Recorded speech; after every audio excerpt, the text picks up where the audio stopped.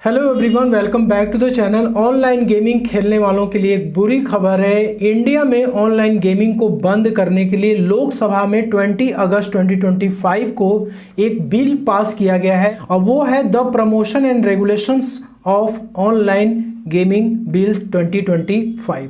अब इस बिल का मेन पर्पस क्या है कि इंडिया में जितने भी ऑनलाइन गेमिंग है उस पर बैन लगाना, वो चाहे स्टेक्स के गेम हो या फिर बेट्स वाले हो, स्किल बेस्ड हो, नॉन स्किल बेस्ड हो। अब नॉर्मली ऑनलाइन गेमिंग में क्या होता है कि लोग पैसे पहले एंट्री फीस उसमें डालते हैं, उसके बाद ये एक्सपेक्टेशन रहती है कुछ पैसे वहाँ से हम जीत लेंगे। अब कुछ लोग स्किल बेस्ड होते हैं, मतलब इस गेम को पहले वो समझते हैं, सीखते हैं, उसके बाद इस पर पैसे डाल करके पैसे अर्न करते हैं। लेकिन कुछ लोग इसको बेटिंग की तरह, मतलब गैम्बलिंग की तरह इसको यूज़ करते हैं और पैसे को लूज करते हैं। तो चाहे वो स्टेक्स हो या फिर बेट्स हो, किसी टाइप का ऑनलाइन गेमिंग हो, उसको गवर्नमेंट बैन करने वाले है। अब इस बैन में कौन कौन लोग कवर्ड होंगे, तो देखिए इस प्लेटफॉर्म के जो डेवलपर्स हैं, जो ऑनलाइन गेमिंग प्लेटफॉर्म को डेवलप करते हैं, जो उसके प्रमोटर्स हैं। अब वो प्लेटफॉर्म जो कि आपको ऑनलाइन गेमिंग के लिए फैसिलिटी देते हैं, प्लेटफॉर्म देते हैं, जैसे कि रमी हो गया, पोकर हो गया, फैंटेसी स्पोर्ट्स जैसे जिसमें कि dream 11, MPL, rummy circle, Zupee etcetera, बहुत सारे इसमें कैटेगरी है जो कि आपको एक प्लेटफॉर्म प्रोवाइड करते हैं। इसके बाद है एडवर्टाइजर्स। अब जो लोग सोशल मीडिया पे या फिर टेलीविज़न पे इस गेमिंग को प्रमोट करने के लिए एडवर्टाइजमेंट भी करते थे, उन लोगों के ऊपर भी बैन लगाया गया है। दोस्तों, इंडिया में पिछले 10 सालों में जो गेमिंग इंडस्ट्री है उसमें बड़ा ग्रोथ देखने को मिला है और ऐसे गेमिंग ऐप को ज़्यादा फायदा मिला है जिसमें कि लोग पैसा लगाते थे और पैसा जीतते थे। अब इंडिया में ऑनलाइन गेमिंग पे गवर्नमेंट फ्लैट 30% का रेट चार्ज करती है और इस गेमिंग इंडस्ट्री का यदि आप ग्रोथ देखें, इस समय जो ऑनलाइन गेमिंग इंडस्ट्री का जो वर्थ है वो है $3.7 बिलियन, लगभग 32,000 करोड़ के आसपास। और इसकी एक्सपेक्टेशन ये थी कि 2029 तक ये $9 बिलियन तक पहुंच सकता है, लगभग 72-73 हज़ार करोड़ रुपए। और इस इंडस्ट्री के जो 86% रेवेन्यू थी दोस्तों, वो रियल मनी फॉर्मेट में आती थी। लोग पैसे जो इसमें डालते थे और बदले में वो जीत नहीं पाते थे, लूज कर जाते थे, और वही मनी इस गेमिंग इंडस्ट्री की सबसे बड़ी कमाई होती थी। तो इतना बड़ा टैक्स का परसेंटेज और इस गेमिंग इंडस्ट्री की ग्रोथ इंडिया में, उसके बावजूद भी गवर्नमेंट इतना ज़्यादा कंसर्न्ड क्यों है? तो रिपोर्ट के मुताबिक ऑनलाइन गेमिंग को बैन करने का जो इंपॉर्टेंट रीजंस निकल के आ रहा है वो है एडिक्शन अमंग यूथ। अब जो यंग एज के लोग हैं उनके अंदर ये एडिक्शंस बनता जा रहा है। साइकोलॉजिकल और मेंटल हेल्थ इश्यूज भी निकल के आ रहे हैं। फैमिली में डिस्प्यूट्स होते चले जा रहे हैं। इसकी वजह से यंगस्टर्स जो है अपने पैसे को इसमें लूज़ कर रहे हैं। कोई ज़रूरी नहीं कि जो पैसे इसमें लगा रहे हैं सब लोग इसमें पैसे जीत भी रहा है। बहुत सारे ऐसे लोग हैं जो कि इसमें पैसा गंवाते हैं। बहुत सारे लोग ऐसे हैं जो कि अपनी संपत्ति को या फैमिली की प्रॉपर्टी को गिरवी रख करके पैसे लेते हैं, उसके बाद गेमिंग ऐप में यूज़ करते हैं और उसके बाद पैसे को गंवा बैठते हैं। कुछ लोग तो ऐसे भी होते हैं जो कि लोन लेकर के गेम खेलते हैं और पैसा गंवा बैठते हैं, और इसके वजह से बहुत सारे यंगस्टर्स जो कि डिप्रेशन में जाकर के सुसाइड भी करते थे। उनकी जो फैमिली की फाइनेंशियल कंडीशंस होती थी वो बहुत ज़्यादा ख़राब हो जाती थी और मनी लॉन्ड्रिंग के केसेस और फ्रॉड के केसेस भी बढ़ते थे। इवन इसके वजह से टेररिज्म को भी बढ़ावा मिलता था। और इस ऑनलाइन गेमिंग में ना केवल इंडिया के लोग पैसे इन्वेस्ट करते थे, बल्कि यहाँ पर फॉरेन डायरेक्ट इन्वेस्टमेंट भी आता था। वहाँ के भी लोग यहाँ पे ऑनलाइन गेमिंग प्लेटफॉर्म में पैसे को इन्वेस्ट करते थे।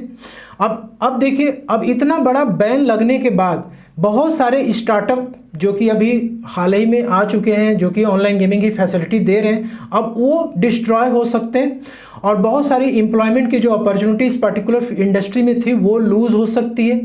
अब ये फियर जताया जा रहा है कि इस बैन के वजह से बहुत सारे जो यूज़र्स इसके एडिक्टेड हो चुके हैं वो अनरेगुलेटेड और ऑफशोर प्लेटफॉर्म्स पे जा सकते हैं, जो कि इंडिया में लॉ है उसको फॉलो नहीं करते हैं ये प्लेटफॉर्म, वहाँ पे ये जा सकते हैं और इसकी वजह से फ्रॉड और इलीगल एक्टिविटीज़ बढ़ सकती हैं। तो यदि ये बैन लग रहा है तो ऐसे ऑफशोर प्लेटफॉर्म्स या अनरेगुलेटेड प्लेटफॉर्म्स को भी गवर्नमेंट को आइडेंटिफाई करना पड़ेगा और उस पर भी बैन लगाना होगा। तो इस बिल के अकॉर्डिंग गवर्नमेंट कुछ गेम्स को प्रमोट भी कर रही है, जैसे कि यहाँ ई स्पोर्ट गेम्स हो गया, सोशल हो गया और एजुकेशनल गेम्स हो गया। ई स्पोर्ट गेम्स का मतलब होता है कि ऐसा गेम जो कि कॉम्पिटिटिव होता है, जो स्किल बेस्ड होता है, जिसमें कि कोई भी जुआ या फिर गैम्बलिंग नहीं होती है। इसमें एग्जांपल के लिए जैसे कि वॉलोरेंट हो गया, डोटा 2 हो गया, लीग ऑफ लीजेंड्स हो गया, Counter Strikes, PUBG, Battle Grounds sports, या फिर BGMI, FIFA, e World Cup, EA sports FC। इसके अलावा जो सोशल गेम्स हैं जिसमें कि Among Us, Ludo King, Minecraft, Roblox, Candy Crush, Saga. और दोस्तों यहाँ पे एजुकेशनल गेम्स की बात करें तो Kahoot, Duolingo, Typing Club, Nitro Type, Prodigy, Math Game, Civilization 6। इसमें किसी प्रकार का कोई भी बैन इस पर्टिकुलर बिल में अनाउंस नहीं किया गया। सिर्फ ऐसे गेम जिसमें कि मनी इन्वॉल्व है, जिसमें लोग पैसा लगाते हैं, जुआ खेलते हैं, गैम्बलिंग, बेटिंग, ठीक है, और जितने की उम्मीद से पैसा लगाते थे, सिर्फ उन्हीं गेम्स को यहाँ पे बैन करने के लिए प्लानिंग की गई है। तो देखिए इस रिपोर्ट के मुताबिक क्या चीज़ें बंद की जा रही हैं। तो शॉर्ट में आप देखें तो ऑनलाइन मनी गेम्स को टोटली जितनी भी सर्विसेज हैं उसको बंद करेगी गवर्नमेंट। इसके बाद जो भी एडवर्टाइजमेंट होते थे वो भी बंद होगा। फाइनेंशियल ट्रांजेक्शन्स को भी यहाँ पर रोक लगाने की प्लानिंग की गई है।